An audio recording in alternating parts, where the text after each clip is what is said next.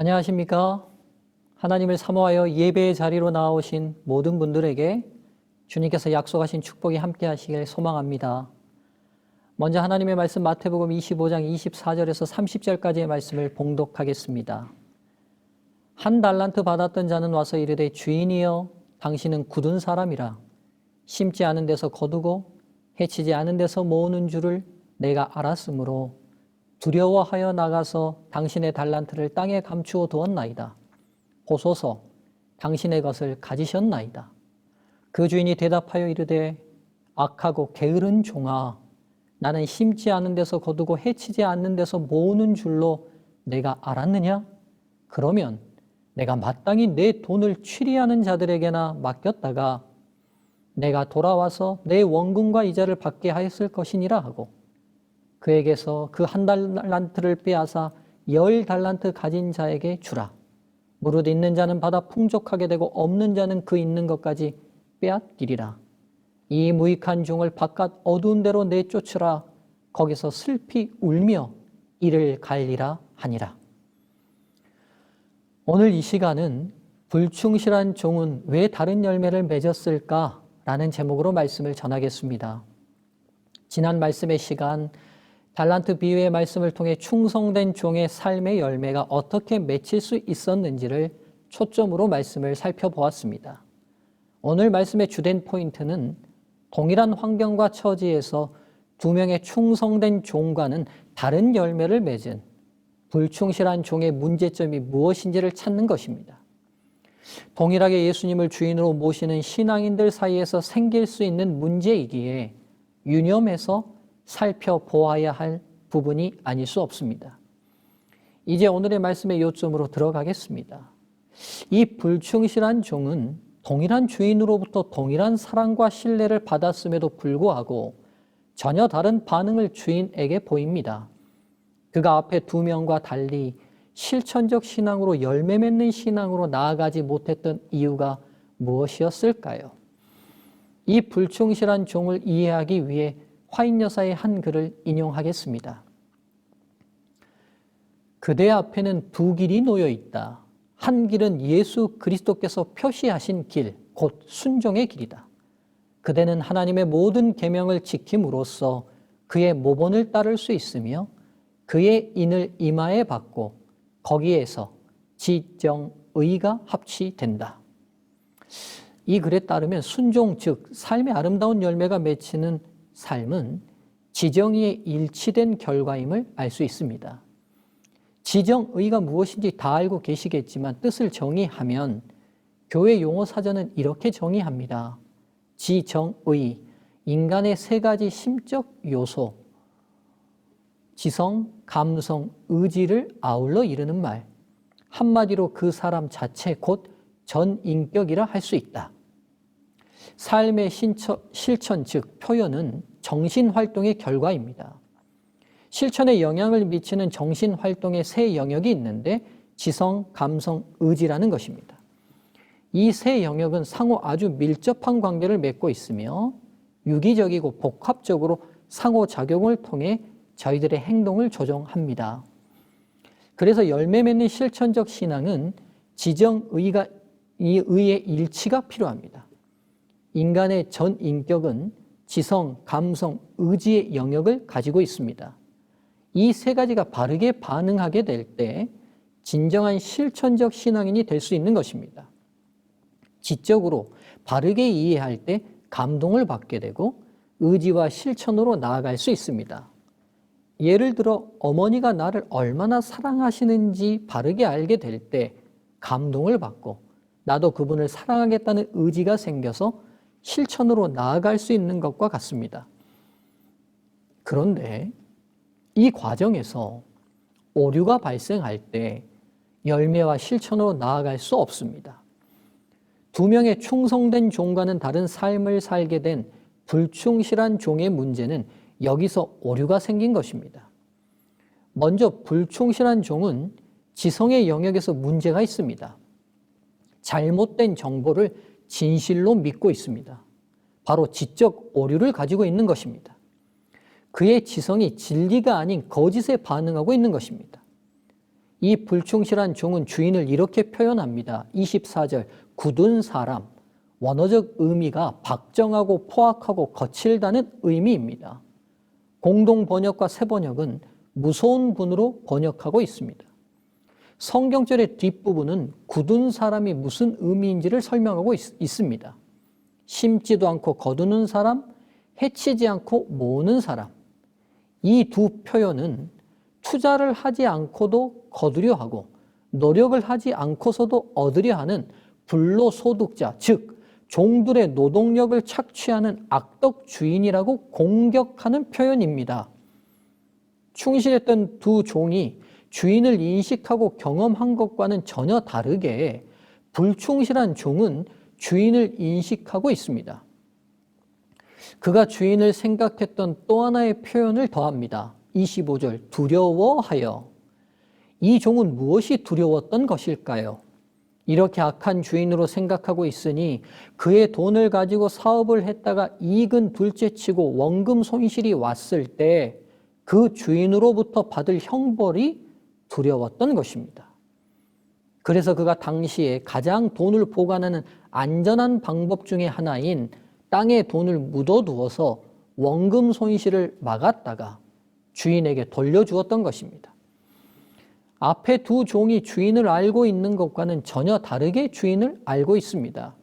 앞에 두 종은 자신들을 이렇게 믿어주고 신뢰하며 아들처럼 대하는 사랑의 주인으로 인식한 반면 이 세 번째 종은 자신들을 이용하여 하는 악덕 주인이며 손해가 되었을 때는 자신에게 형벌을 줄 두려운 분으로 인식하고 있습니다. 동일한 주인을 완전히 다르게 인식하고 있음을 알 수 있습니다. 바로 주인을 인식하는 지적 영역에 오류가 발생한 것입니다. 즉, 이 종은 완전히 주인을 오해하고 있습니다. 그렇다면 이 종의 주인을 향한 오해가 단순한 오해일까요? 아니면 의도된 오해일까요? 정보의 부족, 즉 주인을 잘 몰라서 일으킨 단순한 오해인가? 아니면 충분히 알 수 있는 기회와 시간과 경험이 있었음에도 불구하고 의도적으로 알기를 거부한 의도된 오해인가? 이 질문의 답이 어느 쪽으로 이루어지느냐는 이 비유를 이해하는 굉장히 중요한 키가 됩니다. 단순한 오해였다면 주인에게도 책임이 있을 수 있습니다. 충분히 자신이 어떤 분인지 종이 알 수 있도록 시간과 기회 그리고 경험되도록 하지 못한 책임이 있기 때문입니다. 그러나 주인을 알 수 있는 충분한 시간과 기회와 경험이 있었음에도 불구하고 의도적으로 자신이 거부했다면 그 모든 책임이 고스란히 자신이 질 수밖에 없습니다. 주인에 대한 이 종의 오해가 단순한 오해였는지 의도된 오해였는지를 알 수 있는 이 종의 마음을 확인할 수 있는 부분이 말씀의 내용에 나타납니다. 이 불충실한 종은 주인이 정말 그렇게 악하고 무서운 분이어서가 아니라 자신의 행동의 정당성을 확보하고자 그렇게 믿고 거짓된 믿음을 확신한 것 같습니다. 왜 이렇게 결론을 내릴 수 있는지 주인의 말을 들어보면 알 수 있습니다. 주인은 26절과 27절을 통해 내가 그렇게 악한 주인으로 이익을 그렇게 좋아하는 사람이라고 내가 믿고 알았다면 적어도 은행에 맡겨서 이자라도 나에게 얻게 해줘야 하는 것이 아니냐고 말씀하십니다. 당시에도 은행의 업무를 보는 환전상들이 있었고 그들에게 돈을 맡기면 당시 6% 정도의 이자를 받을 수 있었다고 합니다.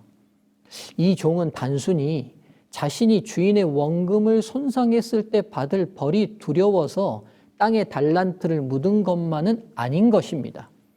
정말 두려워했던 것은 주인의 돈으로 이익을 남겼을 때 그 이익을 주인이 빼앗아 갈 것이 더 두려웠던 것입니다. 땅에 묻어버리는 것과는 달리 환전상에게 맡기는 것은 자신의 수고로움이 필요한 일입니다. 이자를 정확히 줄 수 있는 환전상을 선택해야 하며 또 그 환전상이 원금 손실이 없이 이자를 정확히 주는지 계속해서 체크하고 관리해야 하는 일입니다. 그는 이런 자신이 수고로 남긴 이자가 주인의 것이 되는 것이 싫고 두려웠던 것입니다. 즉 주인에게는 어떤 이익도 남겨주고 싶지 않은 것이 이 종의 문제였던 것입니다. 이것은 무엇을 의미합니까? 이 종은 주인에게 아무 관심이 없습니다. 종으로서 주인에게 신뢰를 받고 싶거나 사랑으로 대하고 싶은 어떤 마음도 없습니다. 주인이 자신에게 보여준 사랑과 신뢰에 대해선 어떻게든 반응하고 싶지 않다는 것 아닙니까? 주인이 진짜 사랑 넘치는 주인인지를 아닌지 알고 싶지 않습니다. 자신이 믿고 싶은 대로 믿고 싶을 뿐입니다. 진짜 주인의 참모습을 믿고 싶은 것이 아니라 자신이 믿고 싶은 주인, 악하고 무서운 주인이라는 믿음대로 믿고 싶은 것입니다. 사랑에 반응하기 싫고 신뢰의 충성으로 보답하기 싫으니 악한 주인으로 믿고 불충실로 대했던 것입니다. 의도적으로 바르게 알기를 거부하고 진실에 눈 감고 싶었던 것이죠. 어떤 사실을 믿고 확신하는 것이 중요한 것이 아니라 그 사실이 진실인지를 분별하고 그 진리를 믿고 확신하는 것이 중요합니다. 인류의 첫 범죄의 현장에서 바로 이 문제에 실패했음을 화인 여사께서 말씀해 주시고 있습니다. 하와는 사단의 말을 참으로 믿었으나 그의 믿음이 그에게서 죄의 형벌을 면제시켜 주지는 못하였다. 그 여자는 하나님의 말씀을 불신하였는 바 바로 이것이 그 여자를 타락으로 이끈 것이었다. 심판의 때의 사람들은 그들이 거짓말을 양심적으로 믿었기 때문이 아니라 진리를 믿지 아니하였기 때문에 진리가 무엇인지 배울 기회를 등한히 하였기 때문에 정죄를 받을 것이다. 그렇지 않다는 사단의 궤변에도 불구하고 하나님께 불순종하는 것은 언제나 비참한 결과를 가져온다. 우리는 진리가 무엇인지 알기 위하여 열심을 기울여야 한다. 세상에는 바른 정보와 거짓된 정보가 있습니다. 사람은 그중 하나를 자신의 믿음의 터전으로 삼게 되어 있습니다.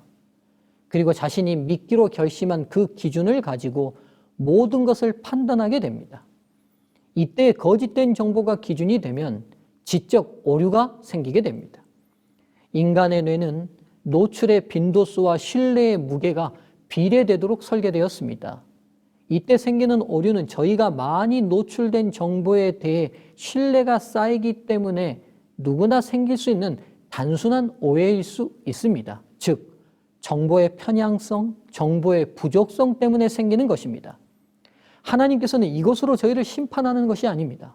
모든 사람에게 우리가 가진 지적 오류를 바로잡을 수 있는 기회와 시간과 경험이 주어질 것입니다. 바로 은혜가 임하는 것입니다. 이 은혜가 임함에도 불구하고 의도적으로 고의적으로 자신이 가진 잘못된 정보에 대한 신뢰를 포기하지 않을 수 있습니다. 진리를 신뢰하기보다 자신에 대한 신뢰를 고집하는 것입니다. 이것이 죄이며 성령을 거부하는 것입니다. 이 과정은 단순한 실수나 오해의 문제가 아니라 의도적으로 선택하고 있는 것입니다. 지극한 사랑과 무한한 신뢰를 보여준 주인을 이 종은 철저히 자신의 의지로 오해하고 있습니다. 이제 이 주인은 이 종의 진정한 모습을 간파하고 그 종을 향해 26절에서 악하고 게으른 종으로 규정합니다. 땅의 달란트를 묻어버린 행동의 이면에 담겨 있었던 진실은 주인이 손해보지 않고 이익만 따지는 악한 주인이 아니라 이 종이 바로 자신의 이익만 생각하고 절대로 희생하지 않고 손해보지 않으려는 악한 종이라는 것입니다. 그리고 게으른이란 단어의 원어적 의미에는 머뭇대고 망설이다는 의미가 있습니다. 어떤 의미일까요? 이 종은 주인의 사랑과 신뢰를 받을 때마다 자신도 충성된 종으로 변화하고자 머뭇대고 망설였다는 사실을 알 수 있습니다. 거룩한 선생께서 자신의 발을 씻겨주셨던 그 밤의 가룟 유다처럼 말입니다. 이 종 또한 이 주인이 보여주는 사랑과 신뢰에 반응하고 싶은 마음들이 있었음이 분명합니다. 그러나 의도적으로 그 사랑과 신뢰를 외면하려 했던 것입니다. 거부했던 것입니다. 주인이 정말 악해서 오해한 것이 아니라 주인의 사랑과 신뢰에 반응하는 삶을 거부하고 자기 중심적으로 이기적으로 계속해서 살고 싶어서 의도적으로 오해했던 것입니다. 두 명의 충실한 종처럼 사는 생애의 열매를 맺고 싶지 않아서 그는 주인이 악하다는 핑계를 댔던 것입니다. 이것이 이 종의 진실된 모습인 것 같습니다. 받을 가치가 없고 받을 수 없는 사람에게 부여된 사랑과 신뢰는 삶을 결단하도록 만듭니다. 사랑은 그 사랑에 반응하도록 변화를 촉구합니다. 사랑은 분명코 선택하고 결단하게 합니다. 내가 이런 사랑을 받고 이런 신뢰를 받았다면 열매 맺게 되는 것은 당연한 이치인 것입니다. 그러나 이 종은 그렇게 살지 않기로 의도적으로 거부하는 삶을 살았던 악하고 게으른 종이었던 것입니다. 이제 오늘의 말씀을 정리하겠습니다. 이 불충실한 종은 충실했던 종들과는 달리 완전히 다른 삶의 열매를 맺었던 이유는 주인에 대한 깊은 오해를 가지고 있었기 때문입니다. 그런데 이 오해가 단순한 정보의 부족으로 인한 오해가 아닌 것이 문제입니다. 의도적으로 왜곡하고 고의적으로 거부하여 생긴 문제였습니다. 성도 여러분, 저희들이 주목해야 할 부분이 바로 이 부분입니다. 저희들 안에는 이런 신앙적 문제들은 없는지요? 하나님의 분명한 뜻을 알고 주님이 기뻐하시는 방향을 깨달았음에도 불구하고 의도적으로 고의적으로 거부하고 왜곡하고 있지는 않는지요? 오늘 이 말씀의 시간을 통해 성령의 임재하심으로 저희들의 심령의 의도적 거부와 왜곡이 굴복되고 변화되길 간절히 기도합시다. 주님의 사랑 앞에 우리가 결단해야 될 분명한 문제들이 있거든 바르게 선택하고 순종합시다. 이런 계속적인 심령의 기경, 즉 돌을 골라내고 잡초를 뽑아내는 성령의 손길을 거부하지 않으시길 간절히 바랍니다. 이것이 진정한 재림 성도의 행복입니다. 그래서 우리 안에 충성된 종의 열매들이 삶으로 맺힘으로 그것이 우리의 기쁨이 되고 하나님께 영광이 되길 소망하며 오늘의 말씀을 마치겠습니다. 감사합니다.